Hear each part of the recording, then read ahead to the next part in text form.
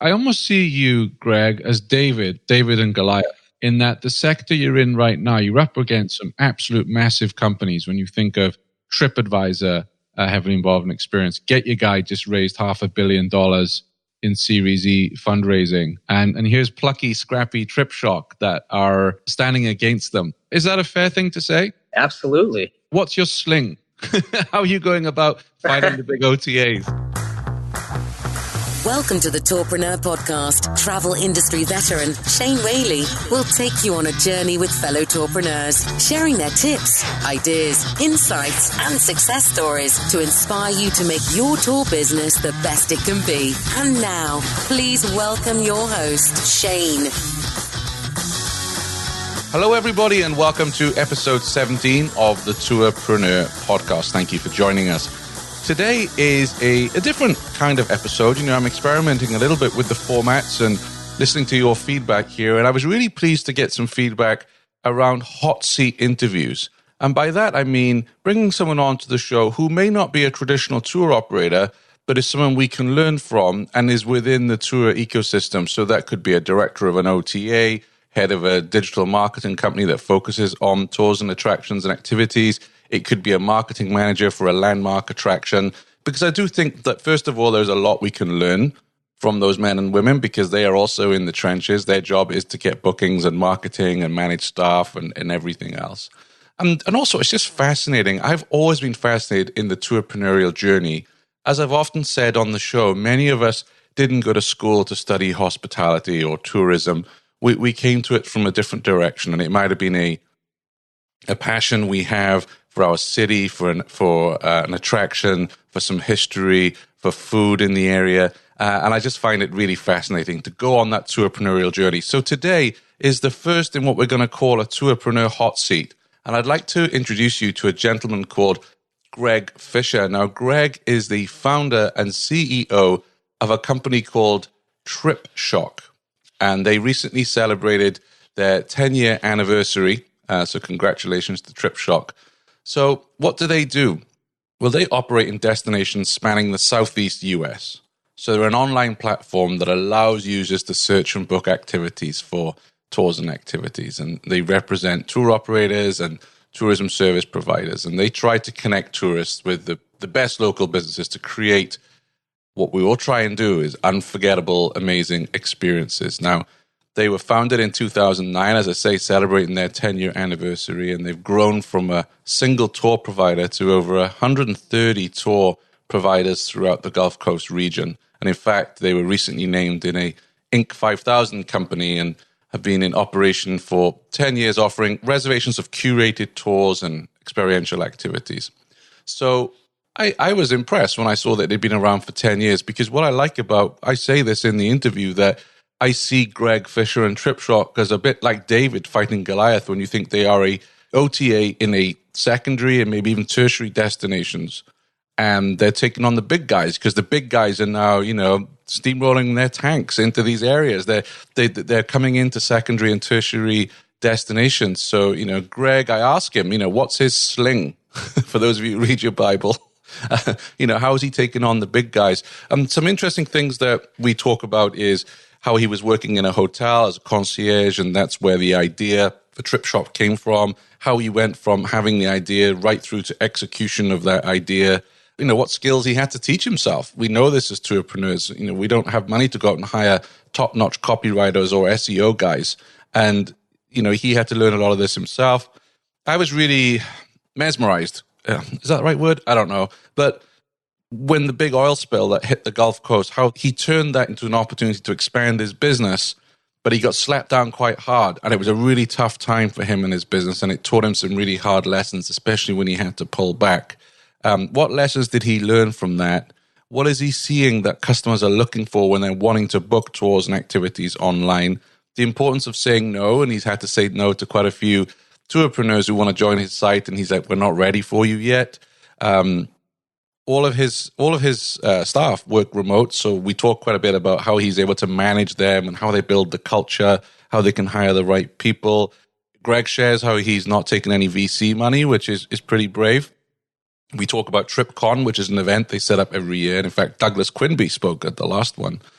And I asked him about work-life balance because we all know as tourpreneurs that one thing I'm trying to do here on the show is not to sugarcoat things and say, yeah, everything's wonderful in the garden, because we all know we can all have some lows. We all have tough challenges. We have nightmare situations to overcome, might have problems at home. How do we deal with these issues? And this is something that I really do want to share on the show. So forgive me for the longer than usual introduction, but I'm really excited to bring you these Tourpreneur hot seats. And if there's anyone out there you think's got a really interesting story, or if you are listening and you've got an interesting story you want to share, go to tourpreneur.com, hit the contact page, or email tourpreneurshow@gmail.com. Do get in touch, because I really would love to dig into your story. So without further ado, may I introduce you to Mr. Greg Fisher. Welcome to Tourpreneur, Greg Fisher. How are you, sir? Doing great. Thank you. I'm really excited to talk to you, but first of all, I wanted to congratulate you because you celebrated 10 years with TripShock.com recently. That's a fantastic achievement in this day and age. Yeah, we really battle through a lot of challenges early on. We have a fantastic team that has helped set the stage, and we're really excited for the next 10 years. And for people who may be not familiar with TripShock, can you share a little bit about what you guys do? Sure. TripShock, we're an online travel booking website geared towards tours and activities. We are focused currently on the Southeast USA in destinations such as New Orleans, Key West, Destin, Florida, Panama City Beach, Myrtle Beach. We find that, the Southeast is a very interesting region, not a lot of consolidation. So we really feel strong that this is like a great place to get travelers to. Well, New Orleans is a place that's close to my heart. It's one of my favorite cities, so I don't blame you. So how did this all get started? How did TripShock get started? Right out of college, and this was back in 2008, I took a job working at a hotel, and I was assistant manager / front desk, and people came to the front desk and asked for things to do. And I basically was the concierge, as most hotels you find yourself doing.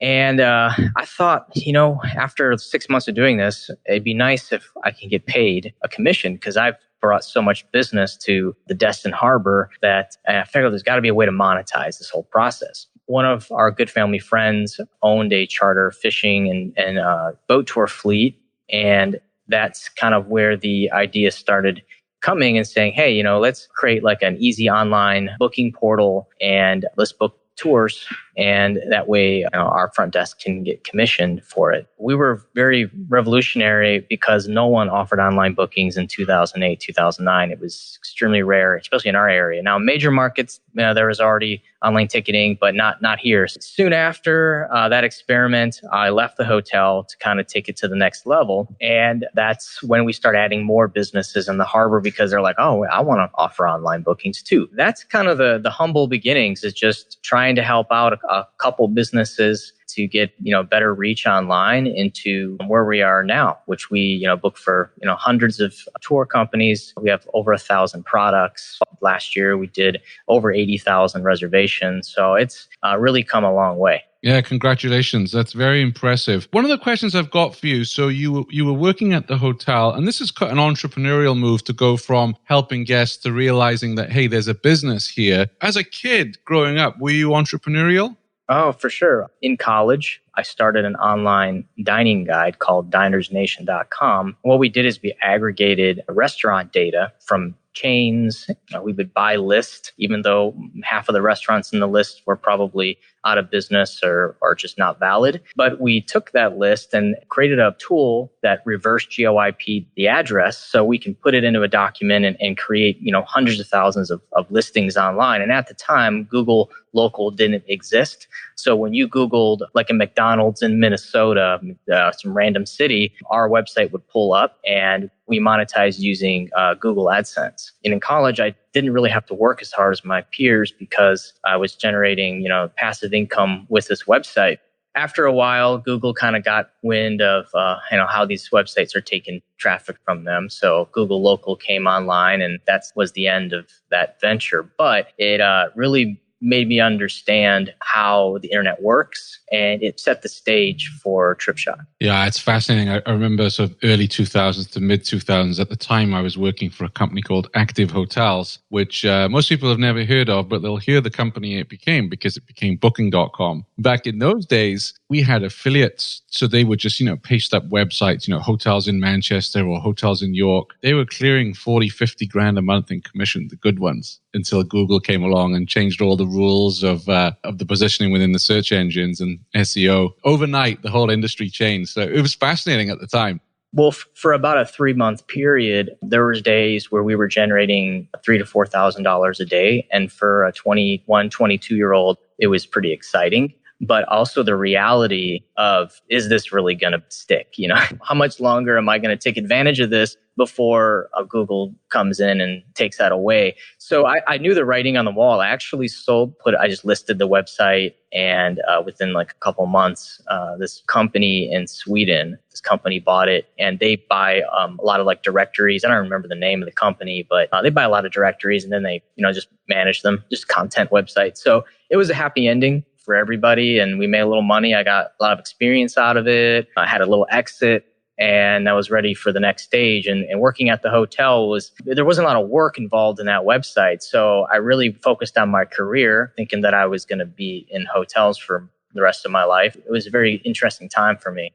So talk us through that decision. So you recognize that there's a business opportunity. You're at the hotel. You're recommending tours and activities. What were your next steps? Did you leave the hotel and set up shop on your own, or was it a gradual process?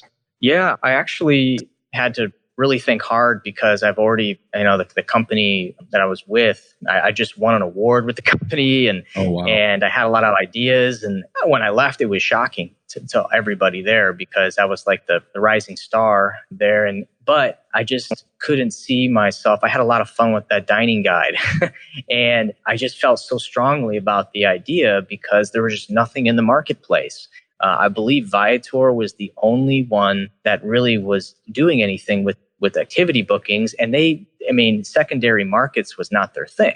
So I figured it's going to be a long time before they end up consolidating these second and third rate markets like Destin, Florida, Panama City Beach. And I was right. Literally, 10 years, and they're finally now getting into these smaller markets. So it was the right decision. So you make the move, you signed up your first customer, as it were. How did you go about the technology side of things? Because you had this idea, you thought this is a good business, but then you have to build it. How did you go about doing that? I met some really brilliant people during my days with the dining guide, specifically the company 2x2, which is their web development hosting company. And I developed a really great relationship with Alex Benko.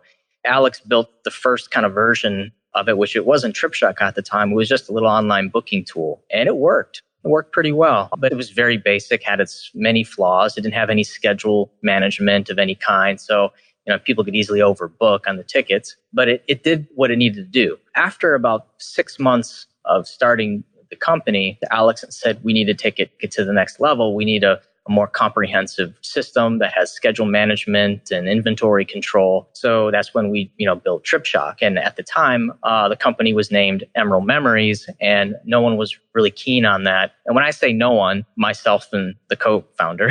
So we rebranded it to Trip, something that's more universal and exciting, and we the booking engine. And at the time, it was real basic. People would book, and an email would get sent to the supplier, and they would enter it into their little black book, kind of the joke we call it.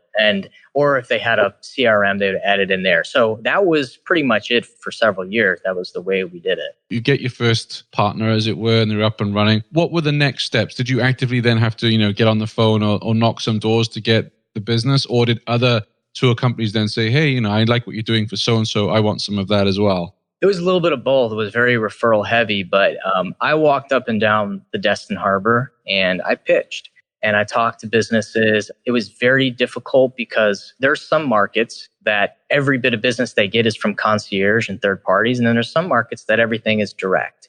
And Destin was a market that was very much so everything was done direct.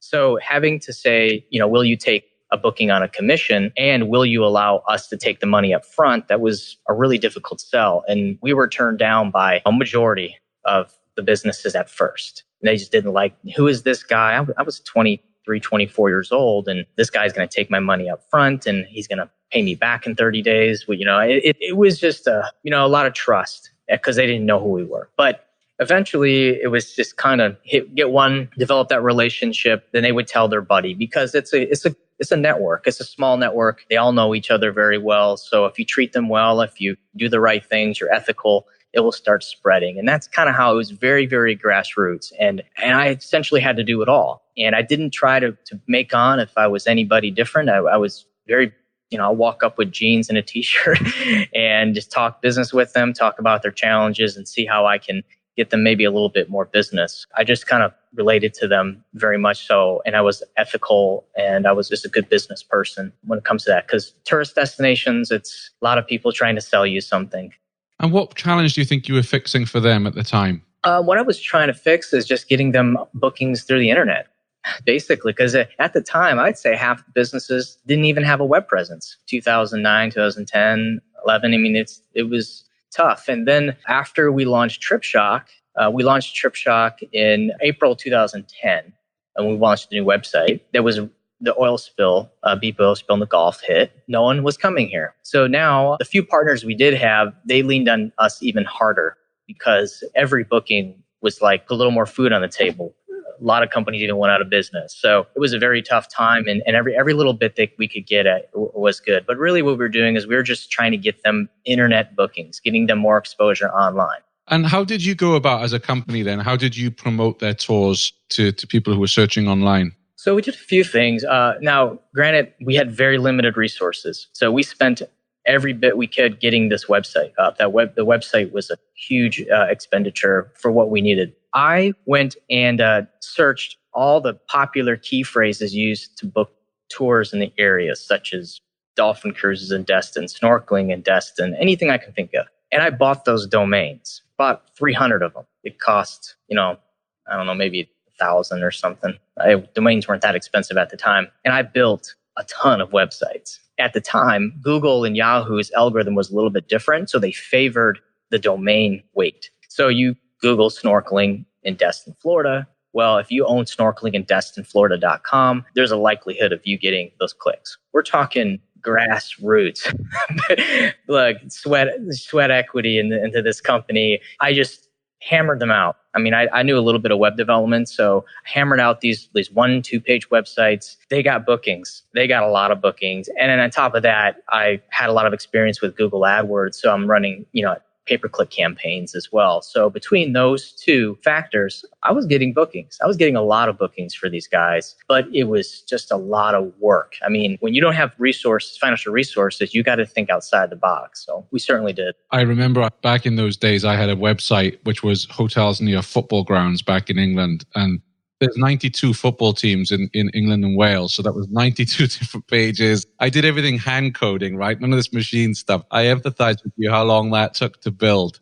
Another fun thing we did was at the time that we were in the recession. So PR Web, which is a real popular distribution network, they had an unlimited PR subscription. So you could send as many PRs as you wanted for $3,000 a year. Now, each one of these are $300 a piece nowadays. Yeah. I wrote articles. I wrote hundreds of articles. Top 10 things to do in Panama City Beach, Florida. Best ways to snorkel. I just infiltrated Google, and all those backlinks got us to high rankings across every keyword that we wanted. So the amazing things that I did, the nights till 3 a.m, just doing anything I could, it didn't cost money. Well, it didn't cost a lot of money, just completely physical, hard writing labor, and it worked. It is an incredible feeling when you go onto Google one day and you type in a word like snorkeling in Destin, and then you see yourself up there in the top 2 or 3, isn't it? It's quite the feeling. Want to connect with other tourpreneurs? Then join our Facebook group at tourpreneur.com/Facebook. And so if we fast forward a little bit, so to today, so how many employees do you have? We have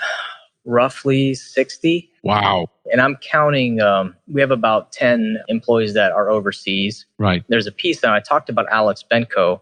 earlier who developed the TripShock and helped me in my dining guide days. But Alex eventually came on as a partner. We have developed this amazing relationship, and he came on really supercharged. And Alex is a whiz when it comes to finding great talent. Alex grew up in Eastern Europe. He speaks fluent Russian. He can find us amazing talent all over the world, not just in Eastern Europe, but in US. And that's the X factor, is finding that talent, those programmers, developers that can get what you need done in a timely manner, maintain what we have, be able to read documentation. It definitely is a game changer for us. How did you guys meet, you and Alex? Actually, when we were developing the dining guide, I just was online searching for someone to help with a forum.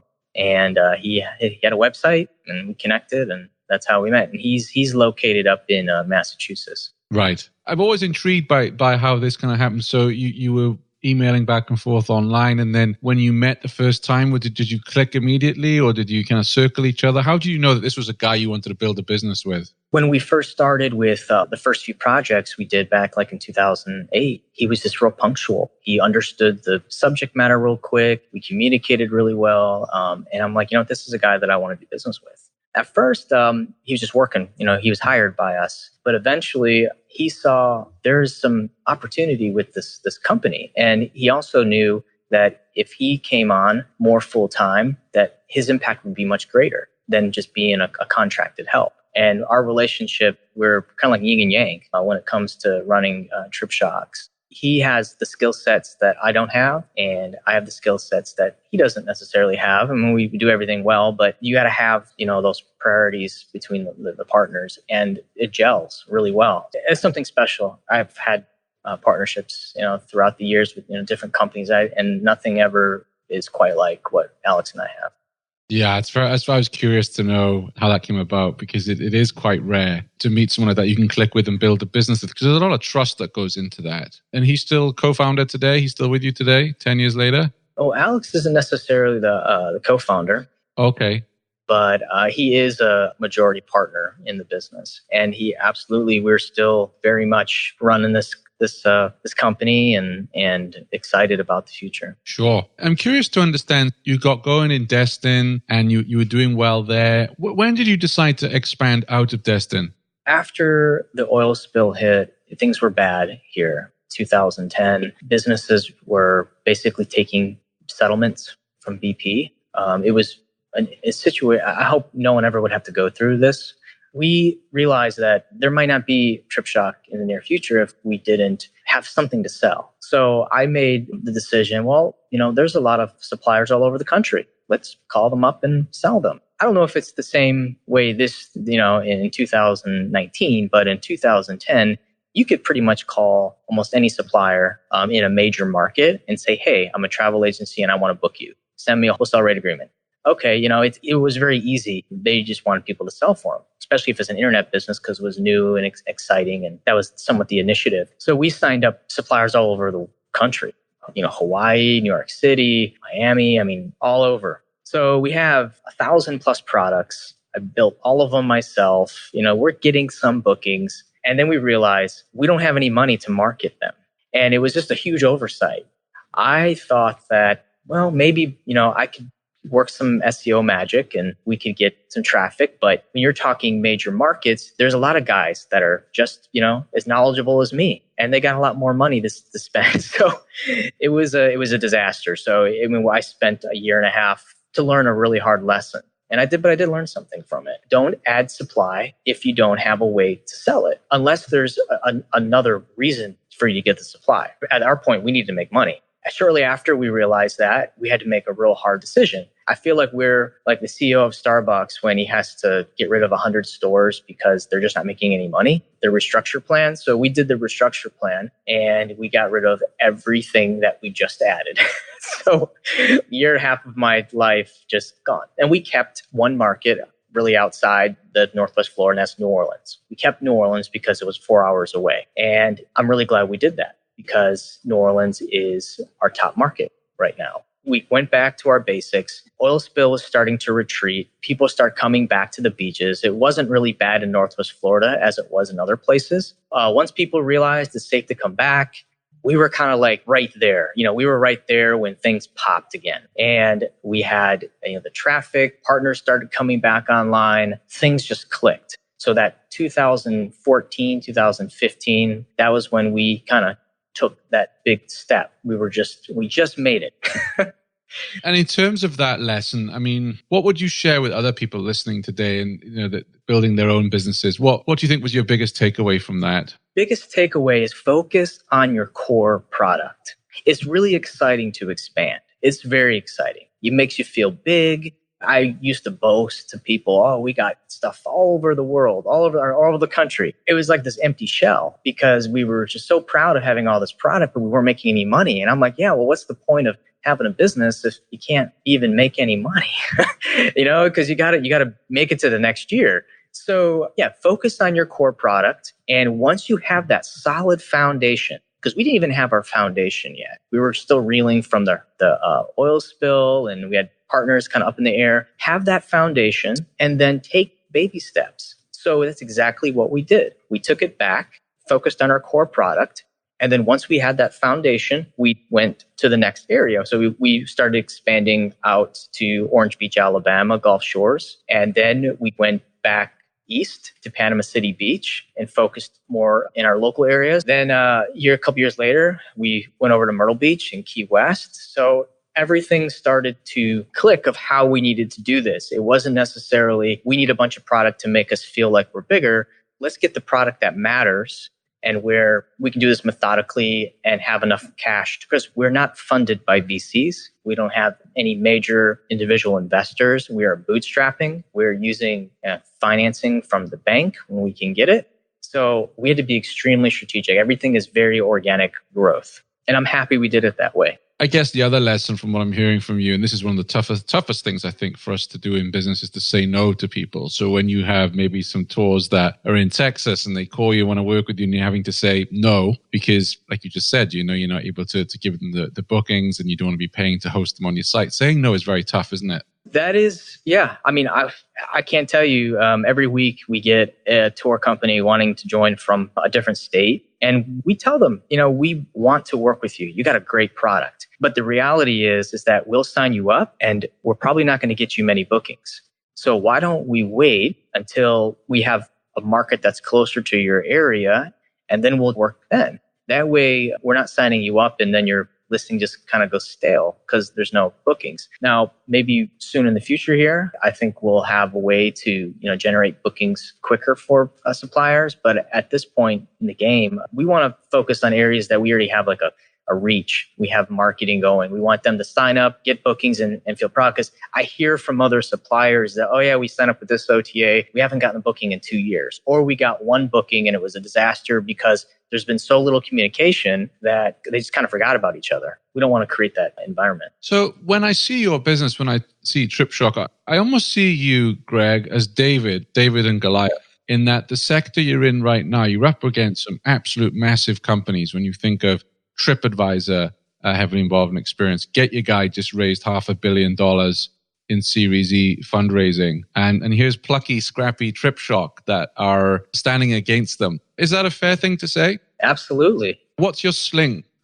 How are you going about fighting the big OTAs? Well, what's interesting about it is when you really know your supplier, and we know a lot of our suppliers very well, there's opportunities there that the big OTAs don't see. Now, it's hard for them to see because, they're dealing with 100,000 products, and it might even be low on that number. I mean, you can see like the evolution of Viator is very self-serve now. So they're relying heavily on the businesses just to figure it out.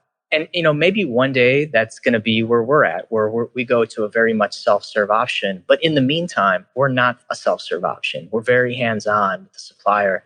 And some of our suppliers tell us that they do a lot more volume with us because we understand, where their product needs to be positioned.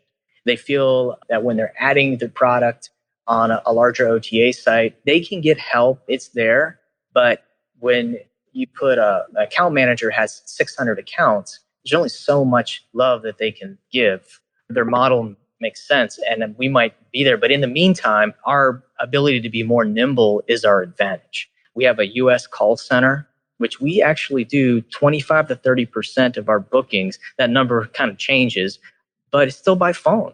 That's a major number. And that's, like I said, it's one of the things we kind of pride ourselves on. We actually can utilize a very strong call center with agents that are really motivated to sell. Right now, it works. Maybe 5 years from now, we're going to be doing more self-serve, but this is where we're at right now. We can be more nimble. We can have better communication. We can kind of infiltrate the markets and get ahead of everything. And that's our advantage at the moment. So you're sat on a large amount of data. So you're talking, you had 1,000 products online right now. What do you see as the most important things for tour operators that are working with you or any OTA in terms of conversion? What do you think the public who are looking to make a booking are actually looking for before they pull the trigger on making a booking? Well, that's starting to change. They're definitely looking for an exclusive, a deal of some kind. I mean, that's just when we've surveyed customers, prices is up there pretty high. But when an order is more than $300, more questions start coming in their mind, especially when it's fishing or parasailing, snorkeling, things that a mom just doesn't feel good about. You can put everything in writing on that listing, but they're still going to want to call. Even if they don't book over phone, just to know that, there's someone there I can talk to that knows a little bit about these products. Having a phone number listed, which I know is kind of hard for some of the big OTAs to deal with. I struggle with finding phone numbers sometimes. I've seen it starting to improve a little bit, but we are pretty open to having people call us right now. And those orders that are $300-$400, or even, and we're going to give more phone calls for, and we're going to convert more. And the commission's well worth having someone call. One of the things I feel like people are happy to see on the listing is that they're not trying to hide it. We're saying, hey, if there's something you need, call us. We also have live chat, which we have dedicated live chat team since we get so many of them. We're trying to be a little, more communicative to our customers, letting them know that, we're open to having conversation with you about your experience because it's a special time. Another thing that's been big lately is having mobile payment options since so many things are booked over phone. And a lot of tour reservation softwares don't offer all the different payment options. They might offer just the basic Visa, MasterCard, American Express, where we have PayPal, Apple Pay, Android Pay, Google Pay. We're getting Venmo. We have everything that they need. And if they're on the beach sipping a drink and they don't have their credit card with them, but they're on the phone looking for tours, they don't have to even get up to and we've seen people in their feedback say, I'm just sitting at, my balcony and I booked a cruise. Didn't have to get my card. And just the other day, I was looking at our numbers, like 30-something% used a combination of Apple Pay, PayPal, Android Pay. That's a ton of bookings through those payment sources. What's your average booking window like? Are people booking well in advance or day before? How does that look for you? It's strong majority are booking within 2 days. Yeah. So I'd say 75%. And I guess that's because it's weather dependent? Very much so. What the weather's like. Yeah, that makes sense. Not that we planned this from the beginning, but we do seem to focus on coastal destinations. We have a lot of water sports, water tours, and we like that because these operators they're still very new to OTAs.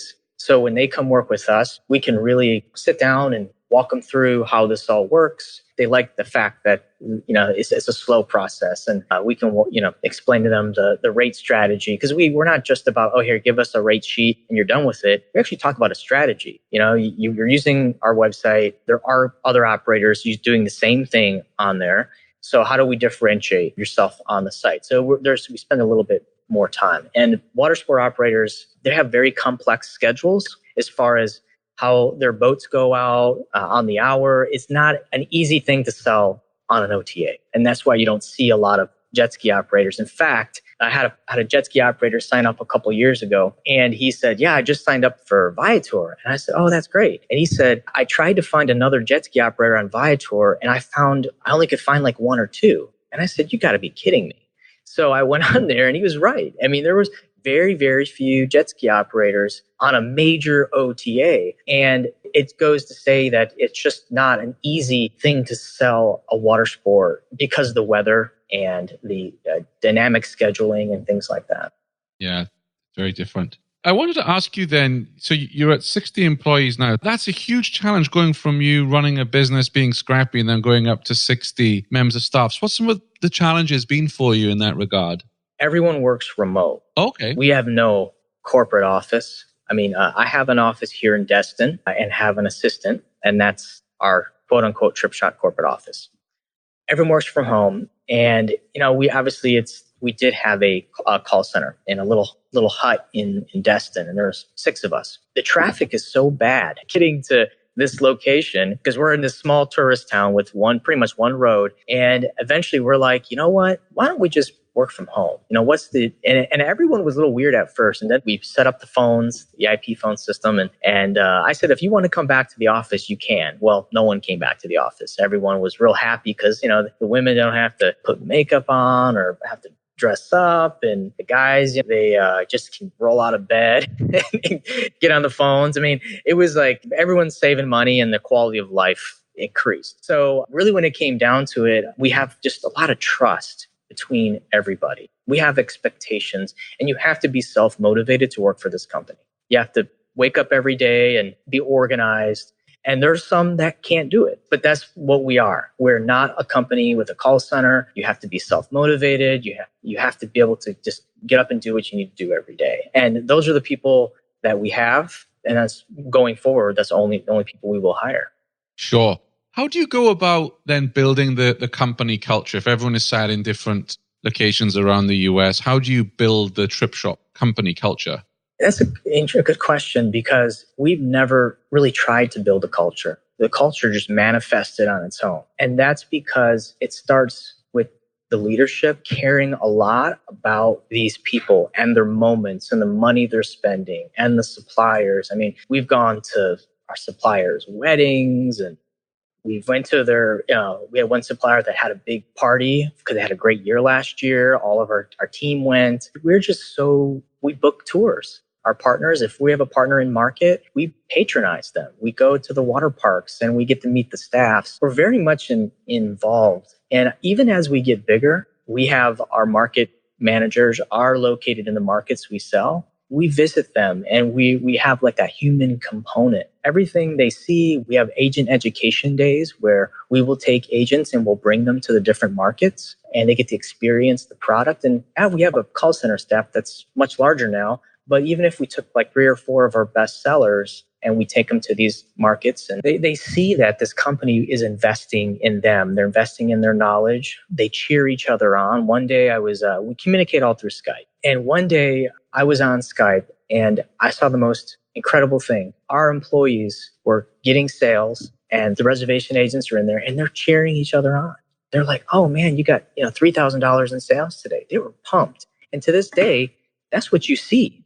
I mean, they are just really, really motivated. And same with our market manager staff. When they get a big client signing up, they're cheering each other on. When your team is cheering each other on a daily, weekly basis, the culture is there. I mean, it's already has done what it needed to do.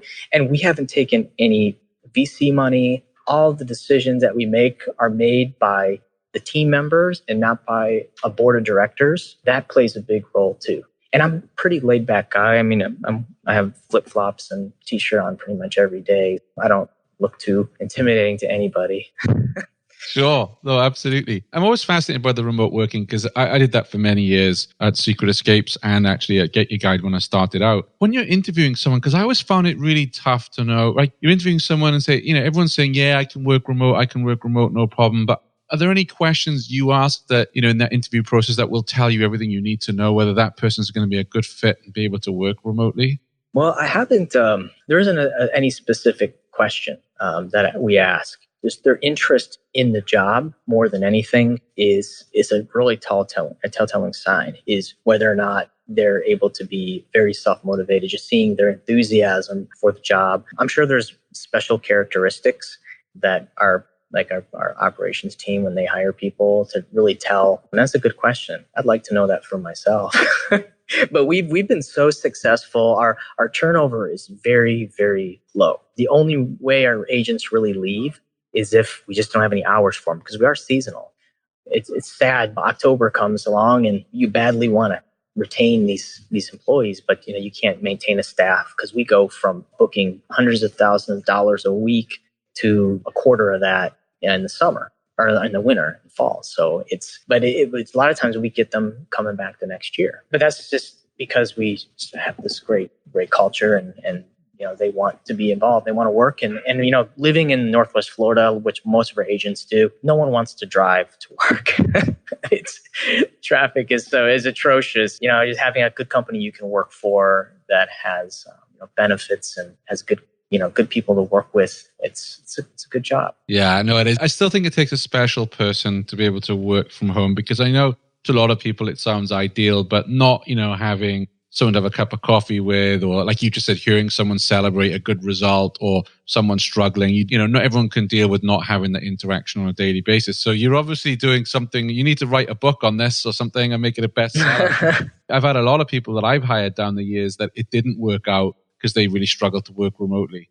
Yeah, there's a few that we've had that it just, we just agreed to part ways because it just, the remote thing was just difficult. But, we get better finding these characteristics and weeding it out for the next batch. And it was kind of a trick question that I asked you about. Is there something question you ask? I mean, I'd love it if there is out there, but I don't think there is a question where you can really determine if somebody can work from home or not. And I was just reading a piece on Zappos out in Vegas, and apparently they have this policy that is actually, it's pretty radical, but I like it, where someone comes in, so they pay $11 an hour, or they were paying $11 an hour. This was the evolution of the company for their call centers. And at the end of the training program, they say to the person, right, you've done your training. Do you want to stay at the company? Because if not, we'll pay you for the next month or $2,000 and you can leave right now. But, we'll never hire you again. And I thought that was really smart. Because if someone turns around and says, I'll take the $2,000, then you know that they weren't a good fit and they're probably going to cost you more than $2,000 down the line. It's like, wow, I never thought of doing anything like that before. Interesting enough, we've done similar things to that because some of the ways we approach our employees is not too much different than we approach our suppliers. We want suppliers that want to work with TripShock. They want to sell. They're very excited about it. They want to be aggressive. They want to see bookings coming from us. We do often get suppliers who sign up and they purposely will give us offers that don't sell because they want the exposure of being listed.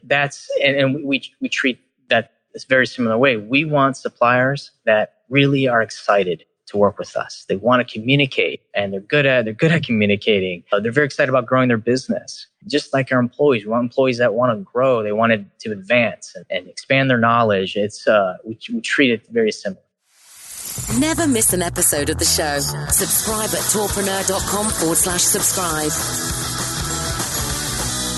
One of the questions I have in terms of working with suppliers, so in terms of technology, do you build connectivity to them or do they fill in an extranet? How does that work? Well, we do have connections with WaveRes, Resd, Fair Harbor.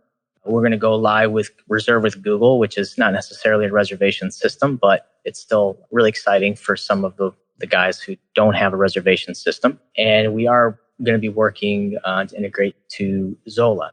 We are focusing on the larger reservation softwares, integrating to them. Of course, most of them have open APIs, which is nice. It's just one benefit to working with us is that we have that connectivity, and it really benefits everybody because if we have real-time bookings, we're going to book more.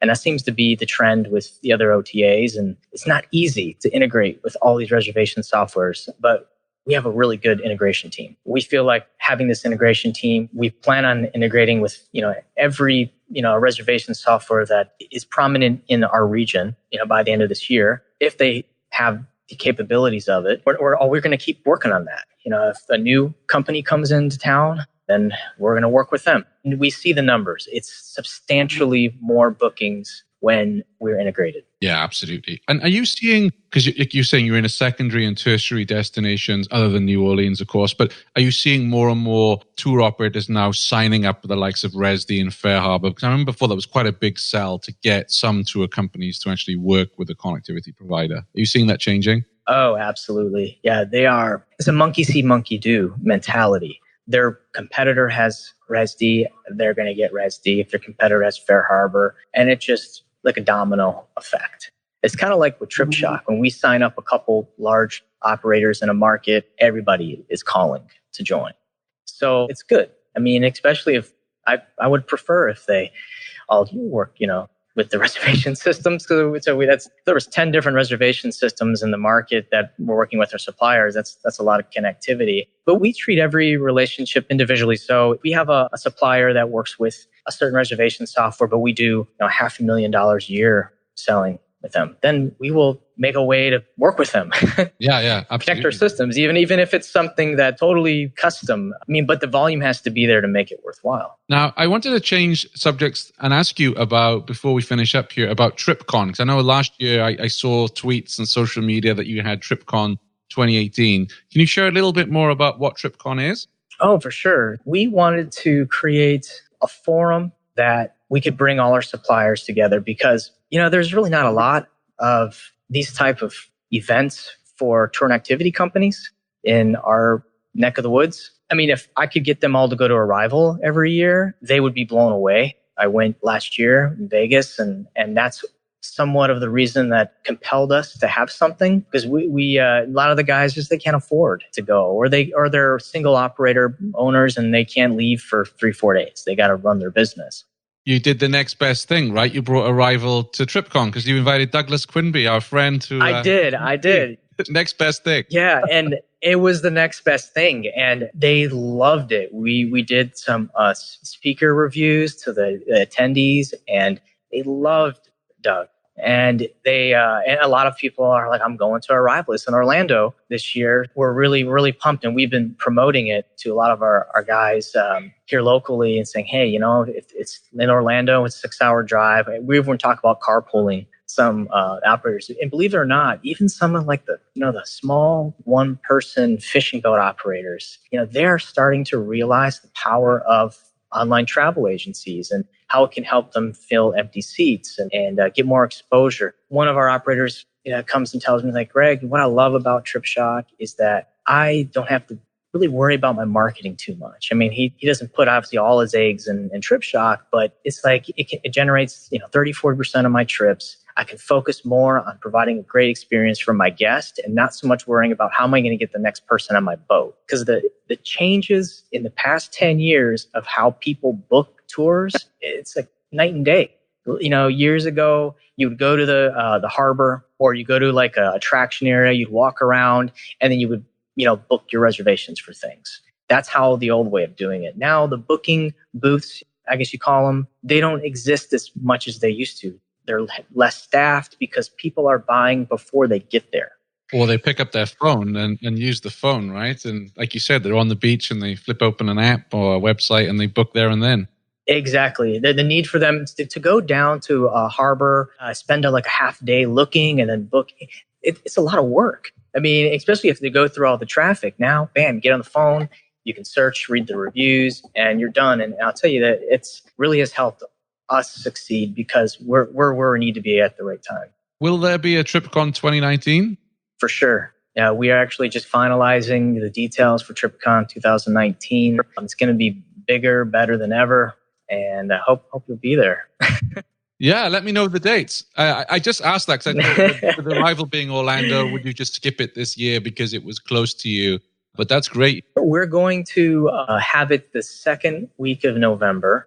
So we're going to give people a little breather after our Arrival. We get I'd say about 10% of the attendees at TripCon last year went to Arrival. But what I noticed is the attendees, they just wanted more. They wanted more information. They wanted to learn more about TripShock. And we talked about TripShock, of course, because it's our conference, but we talked just about the industry, just a networking event. I mean, some people came for networking. They just wanted to talk to other operators, talk about, the internet marketing and and employees and how they're getting employees. I mean, I just overheard so many conversations at the event, and being able to go somewhere in your backyard. There's a lot of operators locally in Northwest Florida, South Alabama, that they would never be able to go to something like this. We were very fortunate. That's, one of the ideas. That's right, kind of where Tourpreneur podcast came from, is recognizing that when I asked several tour operators, what are you missing right now? What would you wish there was out there? And they're like, well, we love Arrival, but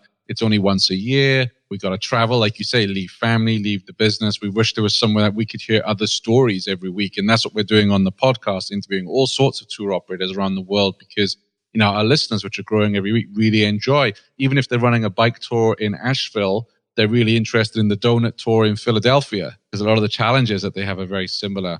One of the things that I'm getting a lot of emails about is commission rates right now. A lot of the larger OTAs are trying to push tour operators up towards a 30% commission rate. What's the average commission rate at TripShock? It's going to depend on your market. Some markets are more conditioned for 25%. Some markets are more conditioned for less than that.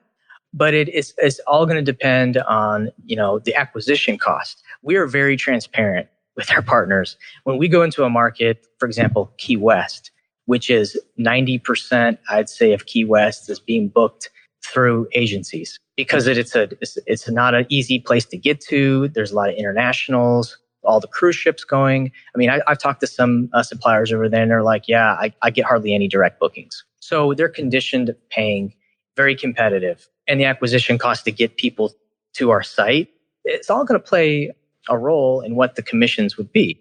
Now, if we have a market that there's very little OTA consolidation, acquisition cost is really cheap, then they're going to see less than that. But I own tour companies throughout the years. I've really got a deep dive, and I'm really close with some of our suppliers. They've let me in on their books a little bit to kind of see what they can afford. 30% is really pushing it for a lot of companies. For example, let's say you have a guy who runs a private fishing charter, and he has, insurance, bait, fuel, he has to pay a captain. 30% doesn't work. It's just, if he loses a week worth, trips due to weather or rough seas, that's really tough to swallow. Now, if you have a boat tour that has 300 seats and they go out, 5 times a day, it's even during peak season, they're still, they have 30 seats left. So there's some perishable revenue.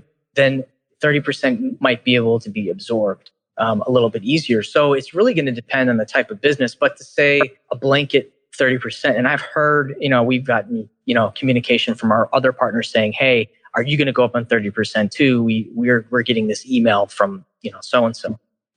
We don't have that in our plans to raise it to that price. But our commissions have a lot to do with the type of business they have, the destination they're in, how much it costs to get bookings. Because a market like New Orleans, which is urban, ton of international, very competitive OTAs, they know how hard it is to get bookings. That's why they're coming to us.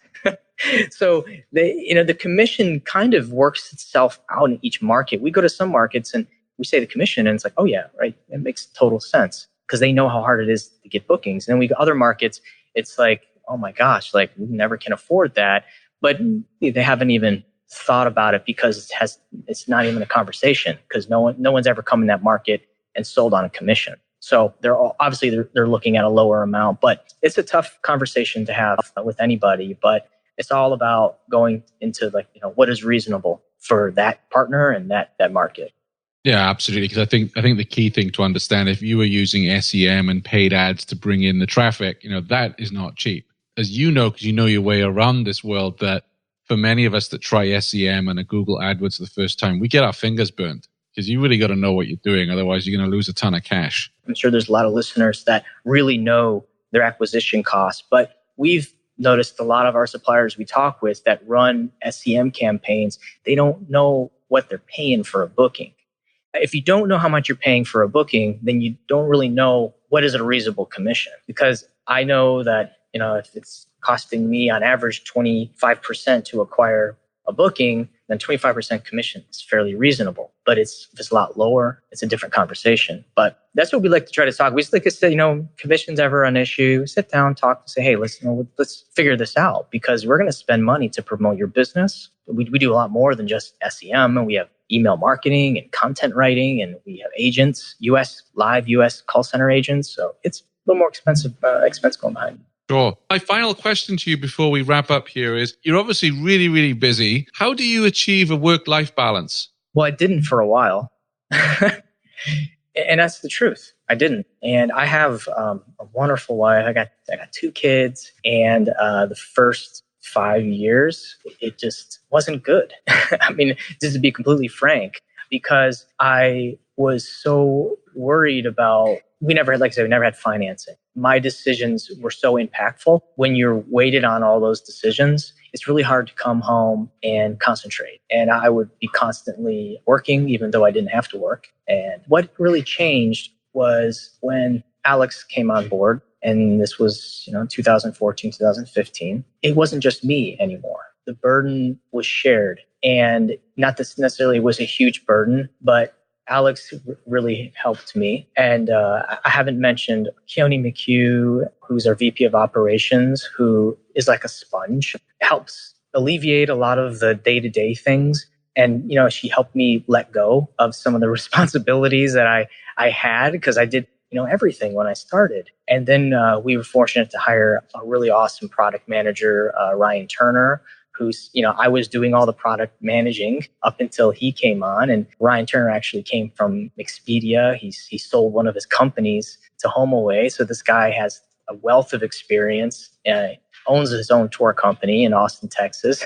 So he comes in and he says, I'm going to take care of, all of our product development. We're going to create a really awesome website, awesome experience. So we put the pieces together. And as each piece came in, I was able to just relax a little bit. And it took me time to just understand that, you don't have to do it all. There's people that come in and they might not know it all when they come in. They're going to make a few mistakes, but you have to be okay with that. So the past 1.5, 2 years, I have been able to focus more energy. Like, I don't work when I go home anymore. I get to enjoy my meal and my kids, but it wasn't easy. I'm not going to sugarcoat it whatsoever. I had to, the decisions. But what I will say is having a great partnership with, having a good partner, business partner, having great employees that willing and able, like, that's the key. That's how you achieve a work-life balance, is having people that can somewhat share the burden with you and can go, the ship goes down, they're going to go with you. If the ship goes up, they're going to be with you there too. Yeah, it reminds me of the book Jim Collins wrote, Good to Great, about having the right people on the bus. You know the destination, but you can have the right people alongside with you. And I think that you make it sound easy, but I know to get there must have been a lot of stress, a lot of sleepless nights, and finding the right people to come and work for a business, I think is the toughest challenge businesses face today. If anyone's listening and they are, they feel the same way, there's a really good book by Phil Knight called Shoe Dog. That book is like my story. What he went through, the struggle. I mean, it was literally like reading my life. I wrote Phil Knight a letter, and he, told him, just thank you for writing this. And he wrote me back. So that's pretty cool. Yeah. I mean, it's funny if you ever think that, I can't have the work-life balance, especially the tour operators that are outside every day, 7 days a week right now that we're booking for. They're burning up out there, sweating and coming home and probably sleeping, waking up in the mornings, doing it all over again. Yeah, just realize there's always someone else going through that same thing. And, when I read the story of Phil Knight, it really helped kind of bring things into perspective that, okay, no, you're never doing this alone. Yeah, I read that book as well. And what struck me is I'd always seen Nike as this big organization. You don't think back to him starting out and going to Japan and all the trials and tribulations they went through. You just think, oh yeah, they're a big company. They've been around forever. They know what they're doing. And I agree with you, just reading his early story in particular was very moving. Very moving indeed. Yeah. Greg, thanks a million for coming on today's show. Listeners, you can find all the links and resources we've mentioned over at tourpreneur.com/17. Greg Fisher's company TripShock can be found at tripshock.com. So go check them out. And Greg, again, just thank you for coming on. Really appreciate you sharing your journey with us. Thank you. And if ever anyone's interested in, learning more about TripShock, come on and check us out. And we look forward to working with you. Yeah, and come and shake your hand at Arrival, because you're going to be there this year, aren't you, at Orlando? I sure am. I sure will. Yeah.